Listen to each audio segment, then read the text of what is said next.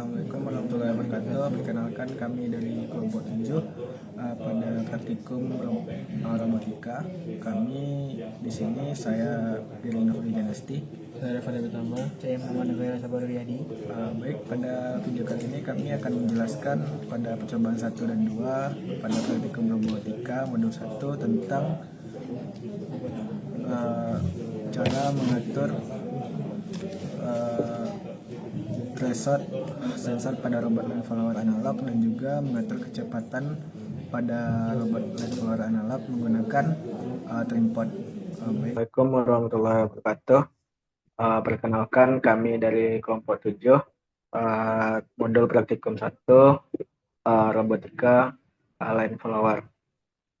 Yang perkenalkan kami yaitu saya sendiri Giri Nafri Janasti dengan NIM 2210953013. Yang kedua rekan saya Muhammad Nagoya Alsawaru Riyadi. Yang ketiga Revan Arya Witama. Baik, untuk penjelasan pertama yaitu apa itu robot line follower yang akan dijelaskan oleh Revan. Ada Revan, dipersilakan. Baiklah, izin moderator. Saya akan menjelaskan apa itu robot line follower. Robot line follower sendiri adalah robot yang bergerak secara otomatis mengikuti garis yang telah ditentukan. Garis tersebut bisa berupa garis hitam di atas permukaan putih atau garis putih di atas permukaan hitam. Robot ini menggunakan sensor untuk mendeteksi adanya garis dan kemudian akan mengambil keputusan berdasarkan perubahan warna pada garis tersebut. Aplikasi dari robot sendiri ini dapat berupa industri, linguistik, edukasi, dan kompetisi robotika dan memiliki keunggulan yang termasuk seperti presisi tinggi, memiliki efisiensi kerja, dan otomatisasi dalam sebuah proses.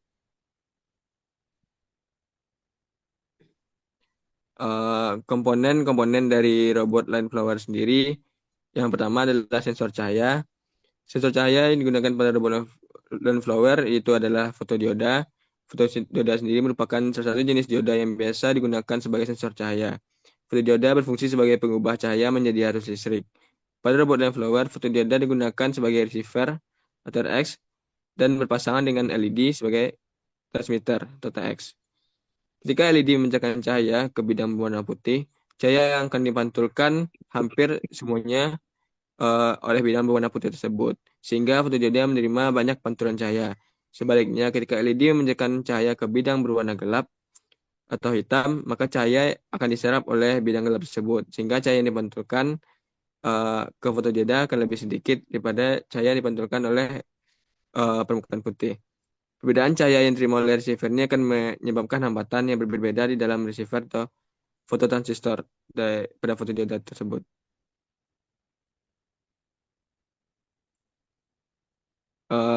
Rangkaian penyusun robot line follower lainnya itu ada rangkaian komparator.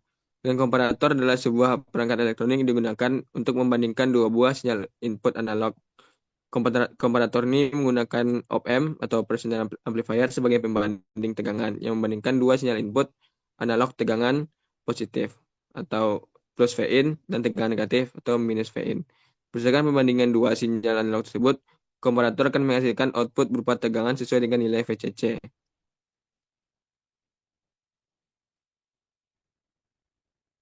Lalu yang ketiga ada rangkaian H-bridge.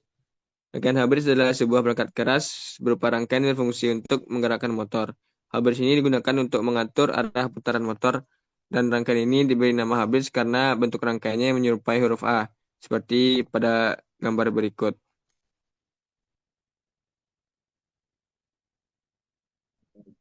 Baik, terima kasih kepada Revan. Selanjutnya itu tentang komponen selanjutnya itu motor driver akan dijelaskan oleh Nagoya. Pada Nagoya, disilakan. Baik, terima kasih kepada moderator. Kali ini saya akan melanjutkan pembahasan materi terkait motor driver. Yang keempat, motor driver merupakan komponen keempat pada percobaan kita kali ini, yang merupakan sebuah perangkat elektronik yang digunakan untuk mengendalikan gerakan motor dan arahnya. Yang dimana bisa kita lihat di sini motor driver terdiri dari beberapa inputan yang di sebelah kanan ini inputannya banyak seperti sebagai ground, output, dan input serta satu buah VCC serta Ada di sebelah kanan terdapat input lainnya. Kemudian komponen selanjutnya yaitu regulator tegangan variabel LM317, yang dimana ini merupakan sebuah IC chip regulator tegangan variabel yang berfungsi sebagai tegangan DC positif. Untuk membuat power supply dengan menggunakan regulator LM317 ini bisa kita lihat dengan rangkaian berikut dengan rumus V0 sama dengan 1,25 volt dikali dalam kurung 1 tambah R2 per R1 ditambah I adjustment dikali R2. Yang dimana rangkaian ini merupakan IC LM317, sehingga rangkaian regulator menjadi sederhana dengan komponen pendukungnya kombinasi dari R1 dan R2 serta kapasitor CI dan C0 yang berfungsi sebagai input dan output.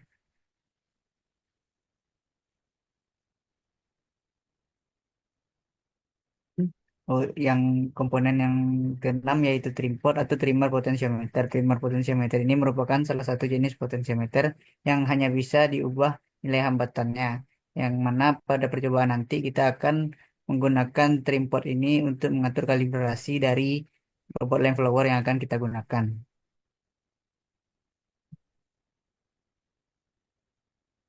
Oh, baik, terima kasih kepada Nagoya.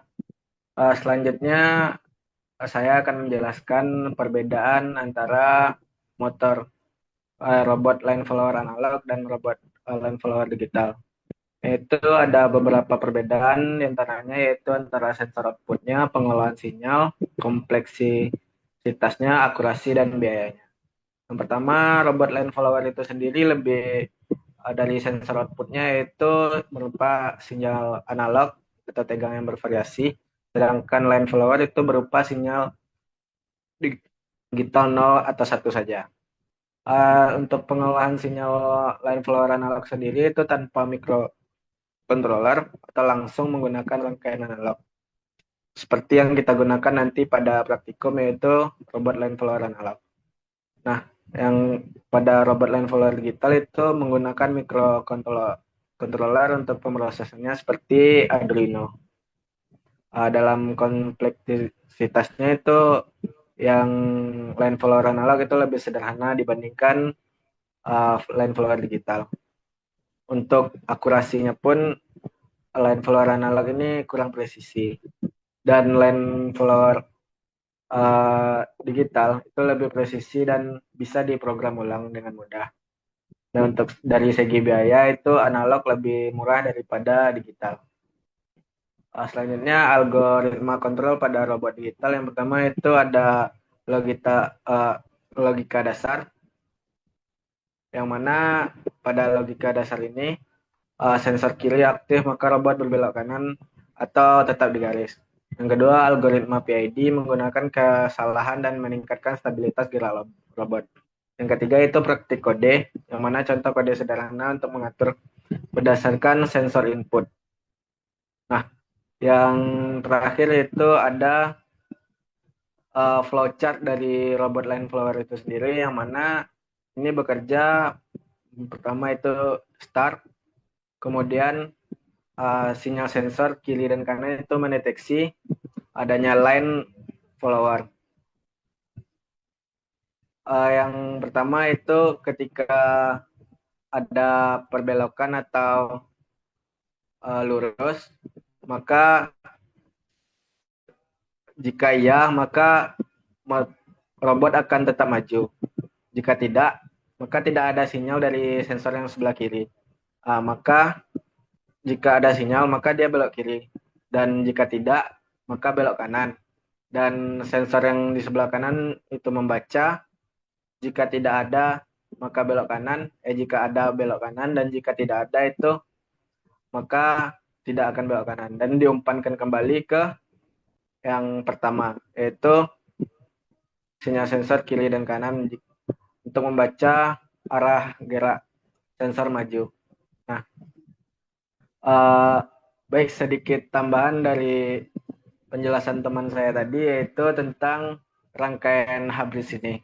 Nah, pada rangkaian Hubris ini sendiri yaitu memiliki 4 inputan MOSFET A, B, C, dan D, yang mana ketika MOSFET ini dari MOSFET A itu diberi inputan atau active high berlogika 1 dan B-nya 0, C-nya 0 dan D-nya 1. Nah, arus akan mengalir dari A ke motor dan juga dari D ke motor. Nah, ini mengakibatkan motor dapat berputar mengikuti arah jarum jam.